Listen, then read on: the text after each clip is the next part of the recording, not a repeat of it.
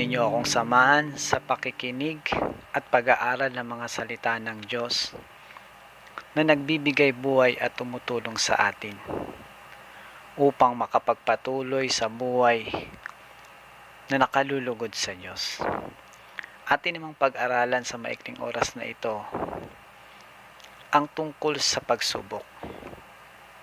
Iba't ibang klaseng pagsubok na halos lahat naman ng taong nabubuhay sa mundong ito'y dumadaan o dumaranas ng ganun sa buhay. At dahil sa kakulangan natin ng pagkakilala sa Diyos, kung gaano siya kabuti, katapat, makatarungan, at kung gaano kalaki ang pagmamahal niya sa atin, ay pinaparatangan natin siya na sinusubok niya tayo para hanapan ng pagkakamali. Na para bang ang Diyos ay nag-aantay na tayo mahulog sa kasalanan o pagsubok para tayo kanyang parusahan. No? Maling-mali tayo sa ganong kaisipan natin. Bakit? Dahil sa kawalan natin ng pananampalataya sa Kanya at pagmamahal sa Kanya at pati na tunay na pagkilala sa Kanya. Kaya naiisip natin na tayo parang sinusubok ng Diyos, gayong hindi naman ganon. Dahil ang totoo, si Satanas o ang Diablo ang nag-aabang na mahulog tayo sa pagkakasala mula na rin sa pagsubok. Pakinggan nyo ang sabi sa unang Pedro chapter 5 verse 8. Humanda kayo at magbantay. Ang Diablo ng kaaway ninyo ay parang leyong umaatungal at aali-aligid na umahanap ng masisila. No, sabi doon ni Apostol Pedro, yung Diablo na kaaway ninyo, aali-aligid na nag-aabang na naghahanap ng masisila o masisira o mawawasak niya. At kahit ang Panginoong Hesus, tinukso niya at laging inaabangan. Pakinggan niyo sabi sa Lucas chapter 4 verse 13. Pagkatapos siyang tuksuhin ng Diablo sa lahat ng paraan, ito'y umalis at naghintay ng ibang pagkakataon. No, ibig sabihin, si Satanas, siya yung talagang tumutukso. At hindi lang yun, parang hindi kanya talaga tatantanan sapagkat nag-aabang lagi siya ng pagkakataon. No? Kaya kahit ang Panginoon na hindi rin naman niya pinaligtas, na kahit ang ating Panginoong Jesucristo, pinahintulutan na siya'y tuksuhin din.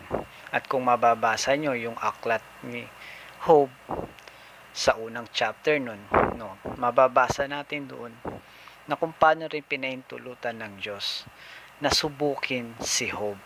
No, basahin nyo po yun at malalaman nyo roon.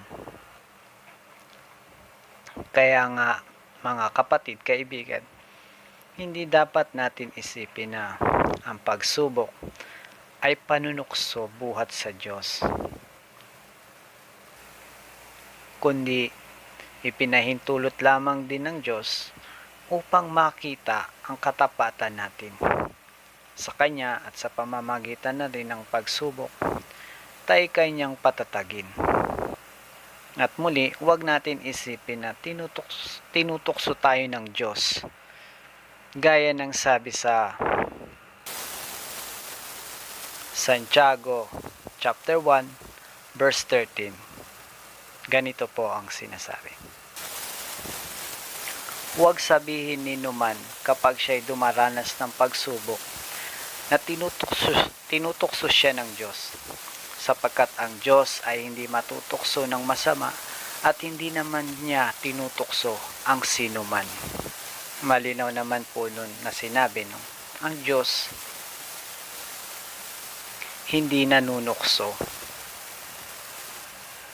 at hindi rin naman siya matutukso ng masama.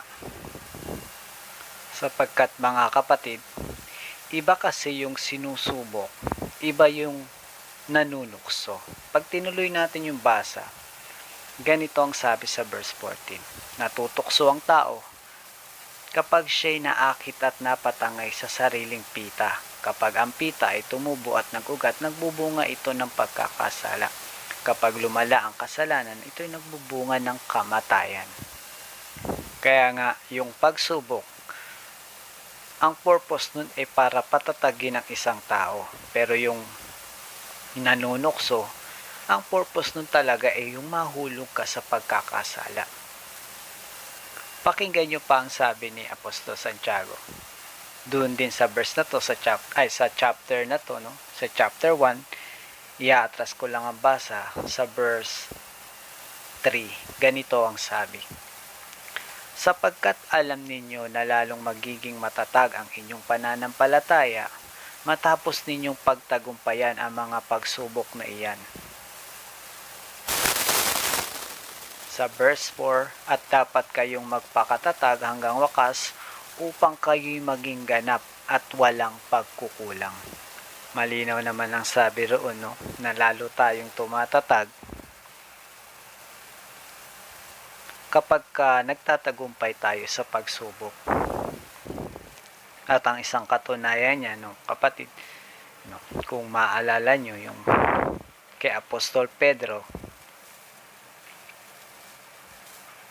nung siya'y subukin ng Panginoon, no, sa buti pa basahin natin, ito yung mababasa natin sa Lucas chapter 22 verse 31 to 32.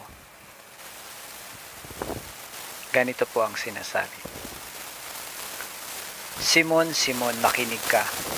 Hiniling ni Satanas at ipinahintulot naman sa kanya na kayong lahat ay subukin.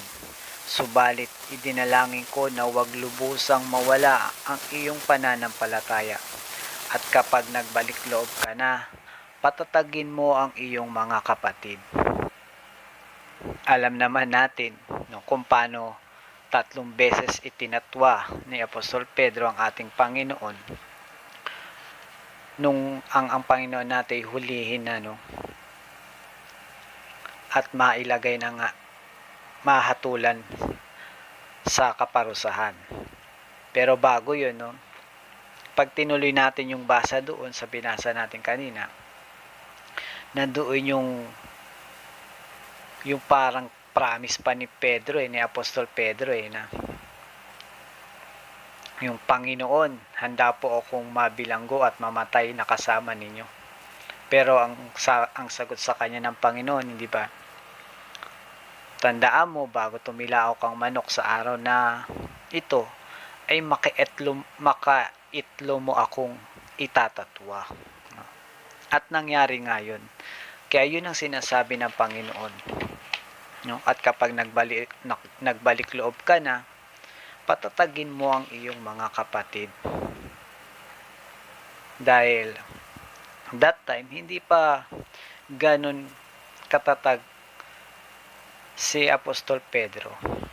Pero nung maganap ang muling pagkabuhay ng Panginoon at lalo silang patatagin ng Diyos sa tulong ng Espiritu Santong ipinagkaloob na rin ng Diyos, ganito na ang sinasabi ni Apostol Pedro.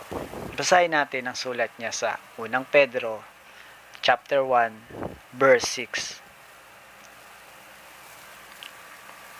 Ito'y dapat ninyong ikagalak bagaman maaaring magdanas muna kayo ng iba't ibang pagsubok sa loob ng maikling panahon. Tutuloy ko po sa verse 7, ang ginto na nasisira ay pinararaan sa apoy upang malaman kung talagang dalisay. Gayon din naman ang inyong pananampalataya na higit kaysa ginto ay pinararaan sa pagsubok upang malaman kung talagang tapat. Sa gayoy kayo'y papupurihan, dadakilain at pararangalan sa araw na mahayag si Hesukristo. Ang Apostol Pedro na rin nagsabi na dadaan tayo sa pagsubok. Sinabi niya pa nga, no, sabi doon, maikling panahon lang. Kaya nga tama rin yung sinasabi ng mga kapatid, no, na nagsasabi, yung problema, dinadaanan lang talaga yan, hindi naman nagtatagal. Ganon din yung mga parang pagsubok sa buhay natin, hindi naman talaga siya nagtatagal ng panghabang buhay nan. Halos maikling panahon lang din. At sinabi pa ni Apostol Pedro, no? Yun nga, yung pagsubok ay parang pagdadalisay sa ginto para malaman kung ito'y tunay. Gayon din sa atin. Yung pananampalataya natin, pinararaan sa pagsubok upang malaman kung talagang tapat. At tulad nga ng dinanas ni Apostol Pedro, no? Dumaan din siya sa ganun. Nasubok din yung kanyang katapatan. Yun nga binitawan niyang salita sa Panginoon, di ba? Hindi niya yun napanghawakan. Nangangahulugan, hindi siya tapat sa kanyang salita. At nangyari nga yun, nung panahon na alam naman ng Panginoon na magagawa niya ang ganung bagay. Sapagkat, hindi pa sila lubusan talagang ganong katatag. At may isa pang bagay na dapat maganap na masaksiyan nila upang mas lalo silang tumatag. Yun nga yun, no? Yung makita nilang ang Diyos ay dumaan din sa ganong klaseng pagsubok na hirap, na dinanas, pero muling nabuhay. At pagkatapos nung pinagkalooban sila ng Espiritu Santo, kaya mas lalo silang naging matatag. Sa tulong yun ng Panginoon. Yan. At ganito pa ang sabi ni Apostol Pedro.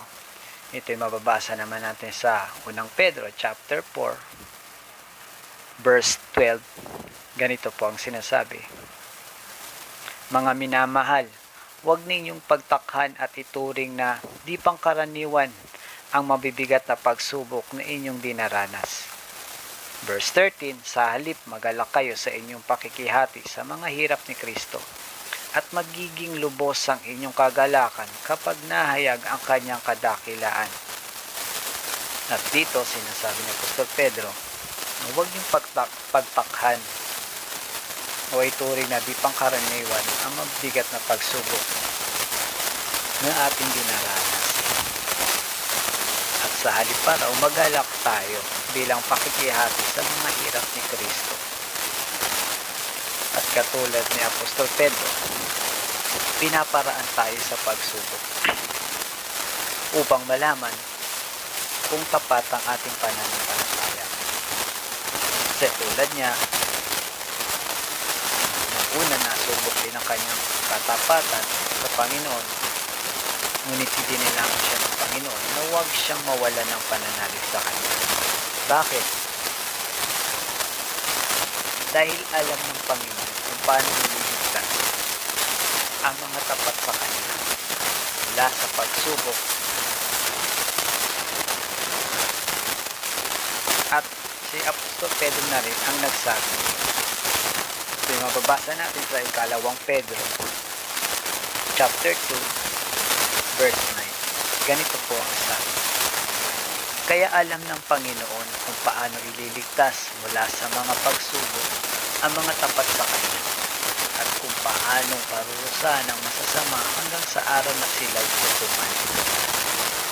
Ganun nga ang sabi ni Apostol Pedro sapagkat na-experience niya kung paano siya iniligtas ng Panginoon. Kasi kung balikan natin, tatandaan natin, sinabi ni Apostol Pedro, no, handa siyang mamatay para sa Panginoon. Nasubok yung sarili niyang salita. No? Hindi naman yun nanggaling sa Panginoong Diyos. Wala namang sinabi ang Panginoon kasi nagawin niya yun. Kundi kusa niya yun mula yun sa bibig niya. Pero nasubok siya na yung katapatan niya nga sa pagsasalita. No? Ano nangyari nung nahuli na yung Panginoon? Hindi naman nangyari yung sinabi niya na handa siyang mamatay. No? Ang katunayan, iniwan nga nilang lahat ang Panginoon, di ba, na nag-iisa. Na sumunod man sila pero patago silang sumunod. Ang masakla pa dun, nangyari sa kanya sinabi ng Panginoon, 2-3 beses ni Pedro, itatatwa ang Panginoon. At katulad din naman ni Pedro, hindi naman tayo naiiba sa Kanya. Marami rin sa buhay natin ang pagkakataon na may mga ganun tayong salita, pero hindi natin napangahawakan. Kaya kung minsan nga, hindi ba't madaya pa nga tayo, no? Sasabihin na lang natin sa Panginoon, hindi ako nangangako, no? Gusto kong gawin pero hindi ako nangangako, no? Para bang play safe lang, no? Kasi ayaw nating masira sa pangako, pero ayaw na rin natin mangako dahil alam natin na baka hindi natin yun magagawa. Kaya nga kapag nagbitaw tayo sa Diyos ng mga salita, pag sinabi nating mahal natin ang Diyos, susubukin tayo dun sa salita na yon. Hindi dahil gustong malaman ng Diyos o inaantay ng Diyos na mahulog tayo sa pagkakasala. No, dahil yamang tayo ang nagsasabi nun, gusto lang ng Diyos na makita yung katapatan natin. Pag sinabi nating mahal natin ng Diyos, dapat nga nating isagawa yun. At ipapahintulot naman ng Diyos na masubok tayo para nga malaman kung tapat tayo. Kaya kung tayo man ay dumaranas ng pagsubok sa buhay, kahirapan sa buhay, o tayo man ay parang nasa mabigat na sitwasyon, isipin natin ito'y ipinahihintulot ng Panginoon. Hindi dahil para tuksuhin tayo, hindi rin dahil para mahulog tayo sa pagkakasala, hindi rin para pahirapan tayo, kundi ipinahihintulot niya yung upang makita yung ating katapatan. At dahil din sa tiwala ng Diyos sa atin na makakaya natin ito at mapapatunayan natin sa Kanya ang katapatan at pagmamahal natin sa Kanya. Kasi sa pamamagitan nun, no, doon din natin mapapatunayan yung ating pagmamahal sa Kanya. At gaya nga nung sinabi ni Apostol Pedro, no, ang Panginoon din ang tutulong sa atin sa oras o sa panahon ng ating pagsubok. Pakinggan nyo ang sinasabi sa 1 Corinto chapter 10 verse 13. Ganito ang sabi: wala pang pagsubok na dumating sa inyo na didinanas ng lahat ng tao. Tapat ang Diyos at hindi niya ipahihintulot na kayo'y subukin ng higit sa inyong makakaya. Sa halip, pagdating ng pagsubok, bibigyan niya kayo ng lakas upang mapagtagumpayan iyon. Malinaw naman ang sabi doon ni Apostol Pablo, no, sa mga taga-Korinto. Ang sabi niya doon, wala pang pagsubok na dumating sa inyo na didinanas ng lahat ng tao. Kaya't ang lahat ng tao ay dumadanas talaga sa pagsubok. No, dumadaan tayong lahat dyan. No, katulad nga natin mga binasa, kahit ang Panginoon, no, tinukso rin, dumaan din sa pagsubok. Si Apostol Pedro, no, atang lahat. At bukod doon, ang sabi pa ron, no, hindi niya ipahihintulot na kayo subukin ng higit sa inyong makakaya. No, yun nga yung sinasabi ko kanina na ipinapahintulot yun ng Diyos. No, hindi para tayo tuksuin o abangan niya na mahuhulog tayo, kundi nagtitiwala ang Diyos na magagawa niyo yun, na magagawa natin yun, na makakaya natin yun malampasan upang mapatunayan natin sa Kanya yung ating katapatan, pagmamahal din naman, at pagkatapos nun, no, tatatag tayo gaya rin na ating mga binasa sa mga nauna, no? Pagkatapos ng pagsubok, tatatag tayo. At bukod dun, sabi pa niya, no, sa halip pagdating ng pagsubok, bibigyan niya kayo ng lakas upang mapagtagumpayan iyon.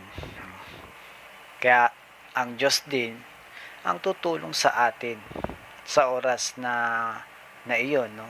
Sa oras ng mga pagsubok. Ang kailangan lang katulad ni Apostol Pedro, no? Maging masunuri lang tayo sa mga utos ng Panginoon at maging matyaga tayo. Katulad ng mga apostol, no? Naging matyaga sila sa pagsunod sa Panginoon sa kabila ng lahat ng mga dinanas nila. Ang Diyos naman ay subok na yung kanyang katapatan, yung kanyang pagmamahal, no? Talagang hindi natin mako-question ng Diyos dyan sa bagay na yan. Alam natin na kapag sinabi ng Diyos, gagawin niya. Tapat ang Diyos sa kanyang mga salita. Kapag sinabi niya, sa oras na yon ng pagsubok, bibigyan niya kayo ng lakas upang mapagtagumpayan iyon, no? Mapangahawakan natin ang mga salita ng Diyos, no? Ang mahalaga lang sa atin na tayo manghawak sa kanyang mga turo. Manghawak tayo sa kanyang mga pangako na tayo'y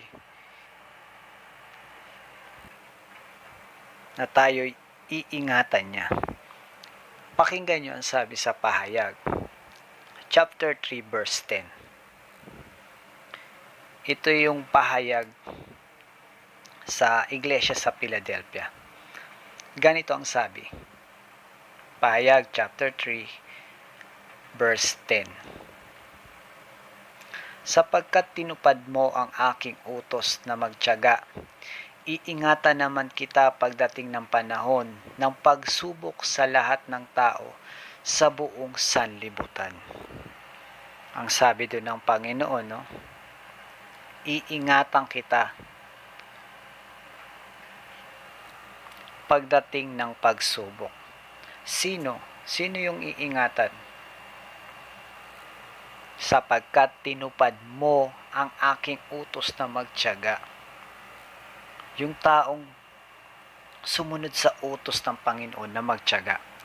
No, kung babalikan natin yung pagbasa, no, i-atras lang natin uli sa verse 8. Ganito kasi po ang sinasabi. Nalalaman ko ang iyong mga gawa. Alam kong kakaunti ang kakayahan mo, ngunit sinunod mo ang aking turo at naging tapat ka sa akin.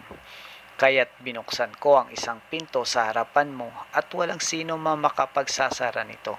Pakinggan mo, padudulugin ko sa iyo at payuyukurin sa harapan mo ang pangkat ni Satanas na nagsisinungaling at nagpapanggap na mga Hudyo upang malaman nilang iniibig kita. Sapagkat tinupad mo ang aking utos na magtiyaga, iingatan naman kita pagdating ng panahon ng pagsubok sa lahat ng tao sa buong sanlibutan. No? Kaya tayo, no, sikapin natin maging tapat sa Diyos at masunod natin ang lahat ng kanyang ipinag-uutos. Na sa ganun, mapangahawakan natin yung kanyang pangako. Iingatan niya tayo sa lahat ng pagsubok na darating sa lahat ng tao sa buong sanlibutan. Napakalinaw nun, ibig sabihin talagang ang lahat ng tao ay daraan sa pagsubok. Ngunit mapalad yung taong sumusunod sa mga utos ng Panginoon at matyaga na sumusunod sa Kanya at higit sa lahat yung mga tapat sa Kanya. No? Kaya kayo mga tapat sa Diyos, panghawakan ninyo ang pangako ng Panginoon. Iingatan kita sa panahon ng pagsubok sa lahat ng tao. Sana po ay mayroon kayong kahit kaunting natutunan sa ating pinag-aralan. At muli, nagpapasalamat ako sa inyong pakikinig. Sana ay patuloy nyo kong samahan sa ating pag-aaral sa mga salita ng Diyos na tunay na may malaking pakinabang at mabuting dulot sa ating buhay at sa ating buhay pananampalataya sa Diyos. Maraming salamat. Hanggang dito na lang po. Sa Diyos ang kapurihan at pasasalamat. Amen.